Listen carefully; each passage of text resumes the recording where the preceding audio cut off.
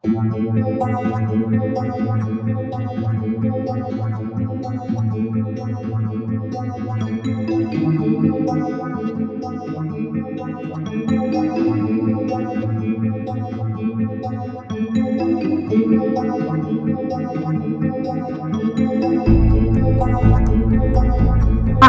tentang seks, mau cari mengenai alat bantu seks, mau cari obat kuat, mau cari posisi mengenai LGBT, semua ada. Kita tuh harus mengimunisasi mereka, memberikan mereka kekebalan supaya apa? Supaya tidak mudah mereka terjerumus.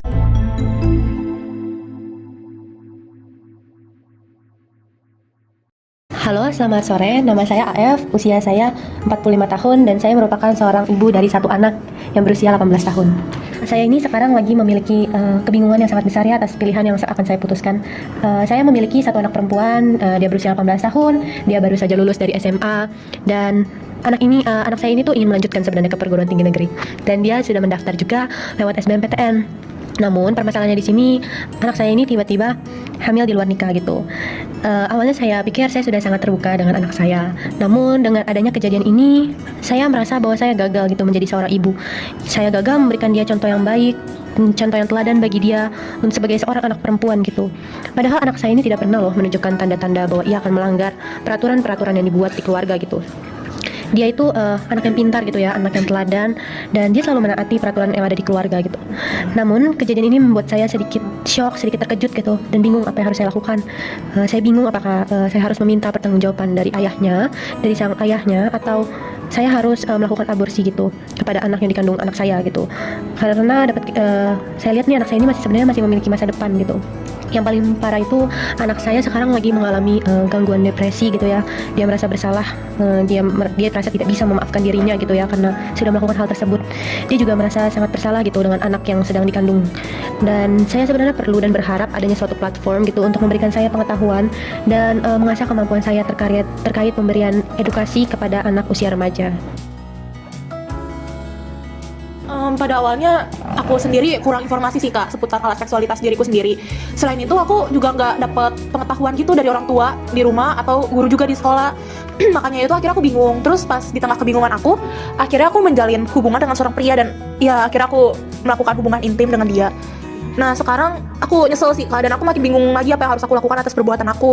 Aku merasa ya nyesel banget Kak, sama merasa bersalah juga karena aku juga masih punya mimpi, aku mau jalan-jalan, aku mau kuliah, aku mau kerja. Kan kalau sekarang aku kayak berasa masa depan aku tuh sirna gitu Kak, tapi ya karena udah kejadian ya mau gimana lagi. Aku nyesel sih dulu nggak nanya-nanya gitu dan juga nggak dapat pendidikan seksualitas yang lebih jauh lagi dari orang tua aku.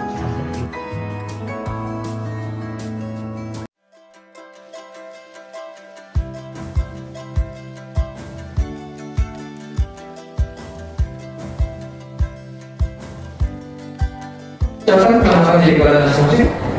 Halo Bapak, pertama nama saya Mawar, saya merupakan seorang penggagas sistem media. Saya Grace, saya juga penggagas sistem media. Oke, baik, saya mau berkenalan dengan kalian ya. Oke.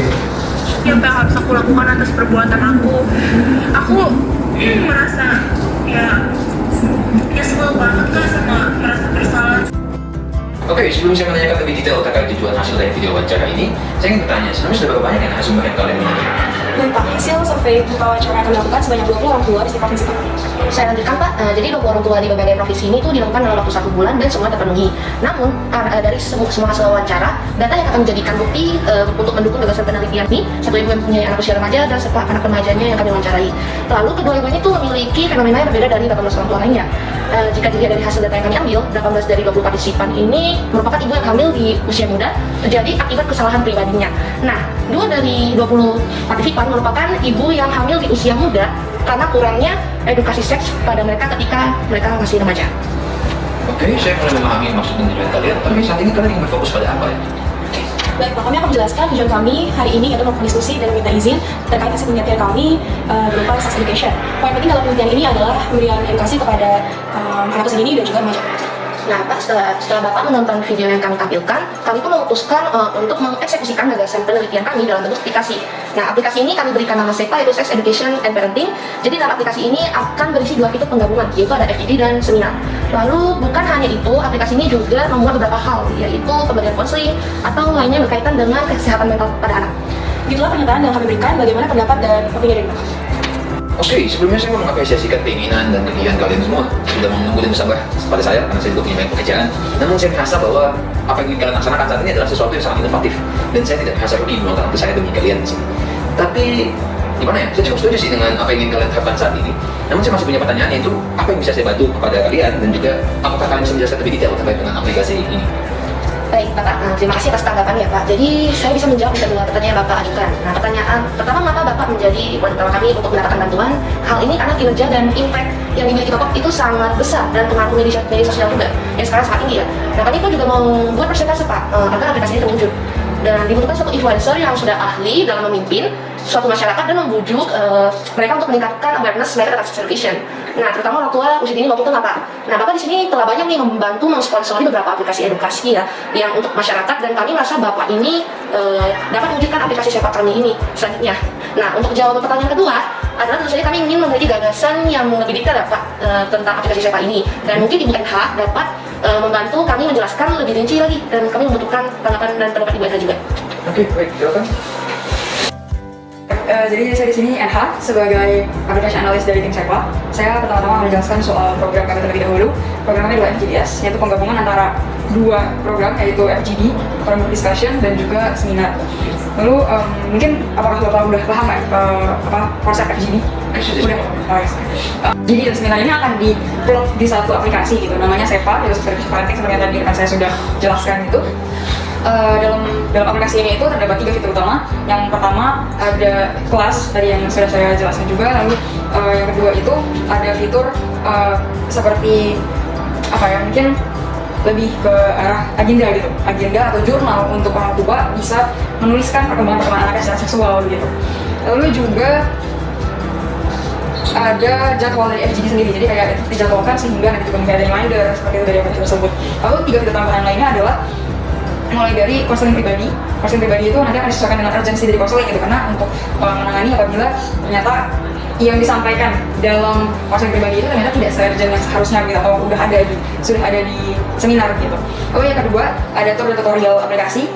Lalu ini adalah proposal, mungkin kayak proposal perkembangan dari aplikasi kami begitu. Nah, di situ ada di dalam proposal tersebut juga kami sertakan bahwa di dalam situ nanti ada rating dan juga feedback, juga ada upgrade dari aplikasi tersebut, apabila ada perkembangan selanjutnya begitu. Nah, fitur-fitur tambahan ini nantinya tutorial itu tuh akan digunakan gitu. Kenapa kami taruh di dalam situ? Karena supaya misalnya orang tua yang belum ngerti bagaimana cara menggunakan fitur-fitur dalam aplikasi tersebut juga bisa mengakses kembali gitu tutorial ataupun pemberitahuan letak ini di mana, letak itu di mana, seperti itu. Lalu juga rating dan feedback upgrade akan kami posisikan di sana sebagai supaya orang itu juga bisa memberikan feedback kepada kami gitu, apakah aplikasinya cukup berfungsi atau kurang berfungsi, apa yang letak di mana yang menggunakan aplikasi ini, seperti itu. Mungkin seperti dari saya ada tambahan. Oke, setelah saya membaca detail tentang penjelasan aplikasi yang telah kalian berikan kepada saya rasa saya cukup tertarik dengan aplikasi ini. Dan juga saya juga tidak sabar ya mendengar respon dari pengguna ataupun user nanti ke depannya. Dan perihal sponsor, influencer, dan investment, saya rasa saya mampu untuk mengatasi keperluan kalian dalam bidang itu. Namun, saya pribadi meminta supaya kalian dapat memenuhi terlebih dahulu mock-up terkait dengan aplikasi ini dalam waktu 2 minggu ini. Apakah kalian bisa? Bisa, Pak. Terima kasih banyak Pak sudah memberikan kesempatan bagi kami untuk mewujudkan aplikasi ini. Iya, terima kasih banyak Pak, dan juga Bu NH yang sudah bersedia membantu kami untuk menciptakan aplikasi ini. Baik, sama-sama. Semoga lancar sampai selesai ya. Saya tunggu mock-up-nya. Sama-sama juga, dan terima kasih juga ya untuk mempercayakan saya gitu ya sebagai pendesain aplikasi kalian. Sama-sama Bu NH. Coba.